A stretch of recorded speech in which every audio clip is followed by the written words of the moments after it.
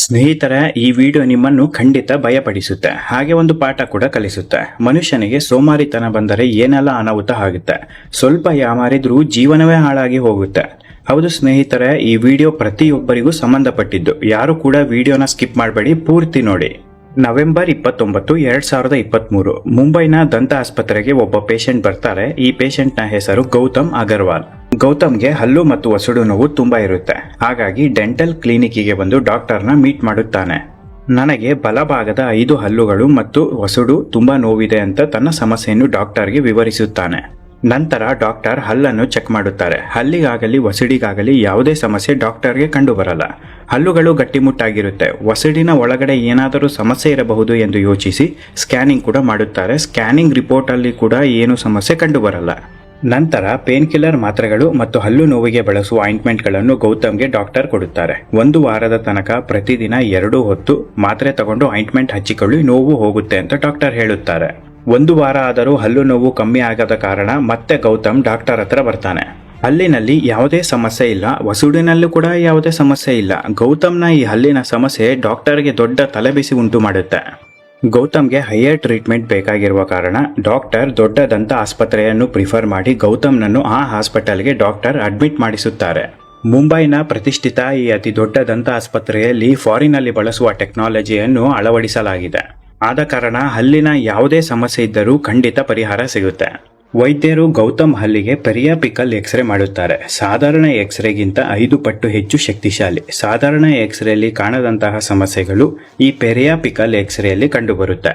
X ray ನೋಡಿದ ಡಾಕ್ಟರ್ಗೆ shock ಆಗುತ್ತೆ. ಹಲ್ಲುಗಳ ಕೆಳಭಾಗದಲ್ಲಿ ಏನೋ ಬ್ಲಾಕ್ ಆಗಿರೋದು ಕಂಡುಬರುತ್ತೆ. ತಕ್ಷಣ ಗೌತಮ್ನನ್ನು ಆಪರೇಷನ್ ಥಿಯೇಟರ್ಗೆ ಕರೆದುಕೊಂಡು ಹೋಗಿ ಸತತ 6 ಗಂಟೆಗಳ ಕಾಲ ಆಪರೇಷನ್ ಮಾಡಿ ಹಲ್ಲಿನ ಕೆಳಭಾಗದಲ್ಲಿ ಬ್ಲಾಕ್ ಆದ ವಸ್ತುವನ್ನು ಹೊರತೆಗೆಯುತ್ತಾರೆ.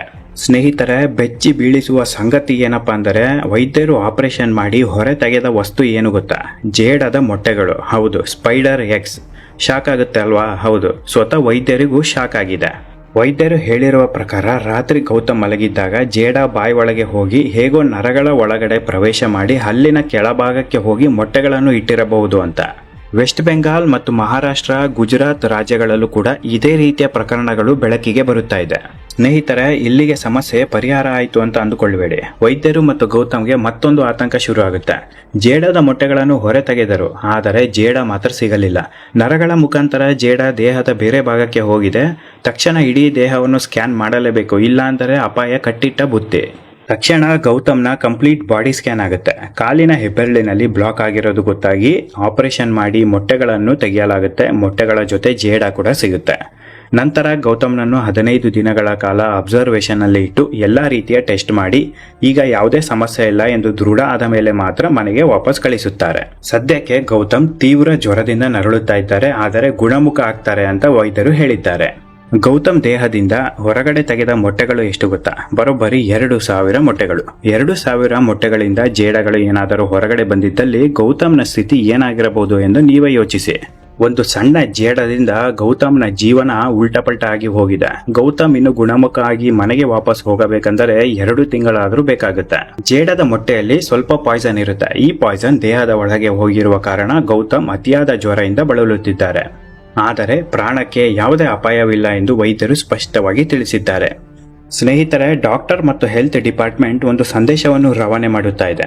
ಮನೆಗಳಲ್ಲಿ ಜೇಡಗಳು ಇದ್ದರೆ ತಕ್ಷಣ ತೆಗೆದುಹಾಕಿ. ಅದರಲ್ಲೂ ಮಲಗುವ ಜಾಗದಲ್ಲಿ ಅಕ್ಕಪಕ್ಕದಲ್ಲಿ ಜೇಡ ಇದ್ದರೆ ತಡ ಮಾಡದೆ ನಿರ್ಲಕ್ಷಿಸದೆ ಸ್ವಚ್ಛ ಮಾಡಿ, ಇಲ್ಲ ಅಂದರೆ ಖಂಡಿತ ಅಪಾಯ ಇದೆ. ಜೇಡ ದೇಹದ ಒಳಗಡೆ ಹೋಗಿದೆ ಅಂತ ಗೊತ್ತಾಗುವ ಮುಂಚೆಯೇ ಸಾವು ಸಂಭವಿಸುವ 85% ಸಾಧ್ಯತೆ ಇದೆ.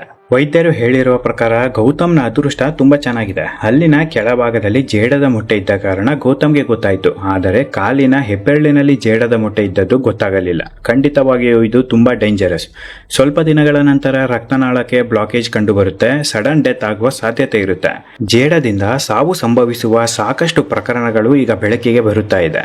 ಅಷ್ಟೇ ಅಲ್ಲದೆ ಈ ಜೇಡದ ಮೊಟ್ಟೆಗಳಿಂದ ಪ್ಯಾರಾಲಿಸಿಸ್ ಆಗುವ ಸಾಧ್ಯತೆ ಕೂಡ ಹೆಚ್ಚಿದೆ. ಈ ಸಮಸ್ಯೆ ಬರಬಾರದೆಂದರೆ ಇದಕ್ಕೆ ಸುಲಭ ಪರಿಹಾರ ಇದೆ. ಸೋಮಾರಿತನವನ್ನು ದಬ್ಬಿ 2 ದಿನಕ್ಕೆ ಒಮ್ಮೆ ಮನೆ ಸ್ವಚ್ಛ ಮಾಡಲೇಬೇಕು. ಜೇಡಗಳು ಬಾರದಂತೆ ತಡೆಯಬೇಕು. ಗೌತಮ್ಗೆ ಬಂದ ಸ್ಥಿತಿ ಮತ್ತೆ ಯಾರಿಗೂ ಬರಬಾರದು. WHO ವರ್ಲ್ಡ್ ಹೆಲ್ತ್ ಆರ್ಗನೈಸೇಷನ್ ಹೇಳಿರೋ ಪ್ರಕಾರ ಭಾರತ ದೇಶದ 85% ಮನೆಯಲ್ಲಿ ಜೇಡ ಕಂಡರೂ ಸ್ವಚ್ಛ ಮಾಡೋದಕ್ಕೆ ಮುಂದಾಗೋದಿಲ್ಲ. ಇದಕ್ಕೆಲ್ಲ ಸೋಮಾರಿತನನೇ ಕಾರಣ ಎಂದು ಹೇಳಿದ್ದಾರೆ. ಸದ್ಯಕ್ಕೆ ಜೇಡದಿಂದ ಸಮಸ್ಯೆಗಳು ಹೆಚ್ಚಾಗುತ್ತಿರುವ ಕಾರಣ ಮನೆಯಲ್ಲಿ ಎಲ್ಲಾದರೂ ಜೇಡ ಕಂಡರೆ ಮೊದಲು ತೆಗೆದುಹಾಕಿ. ಈ ವಿಡಿಯೋ ಇಷ್ಟ ಆಗಿದ್ರೆ ದಯವಿಟ್ಟು ಒಂದು ಲೈಕ್ ಕೊಡಿ, ಶೇರ್ ಮಾಡಿ, ಸಬ್ಸ್ಕ್ರೈಬ್ ಮಾಡಿ, ಪಕ್ಕದಲ್ಲೇ ಇರುವ ಬೆಲ್ ಐಕಾನ್ ಪ್ರೆಸ್ ಮಾಡೋದನ್ನ ಮರೆಯಬೇಡಿ. ಇದೇ ರೀತಿ ಇಂಟ್ರೆಸ್ಟಿಂಗ್ ವಿಚಾರದೊಂದಿಗೆ ಖಂಡಿತ ಮತ್ತೆ ಮುಂದಿನ ವಿಡಿಯೋದಲ್ಲಿ ಸಿಗುತ್ತೇನೆ. ಅಲ್ಲಿವರೆಗೂ ಎಲ್ಲರಿಗೂ ಶುಭ ದಿನ.